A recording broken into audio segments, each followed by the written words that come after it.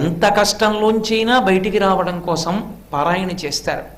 అందుకే విష్ణువు యొక్క అవతారాలలో పట్టాభిషేకము అనేటటువంటి ప్రక్రియ వలన రాచరికాన్ని పొంది ఒక మనుష్యుని యొక్క వైభవాన్ని, శాస్త్రాన్ని పట్టుకొని పరిపాలన చేస్తే వచ్చేటటువంటి ప్రయోజనాన్ని లోకమునకు చాటి చెప్పినటువంటి పట్టాభిషేకం ఒక్క రామ పట్టాభిషేకమే.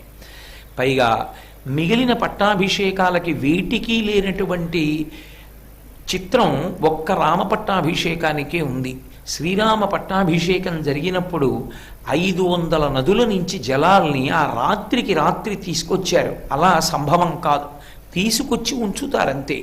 కానీ మహానుభావుడైనటువంటి హనుమ మొదలైన వానర వీరులు ఉన్నారు కనుక, అపారమైనటువంటి వేగమున్నవారు కనుక వారు రాత్రికి రాత్రి 500 నదుల జలాలు, సముద్ర జలాలు తీసుకొస్తే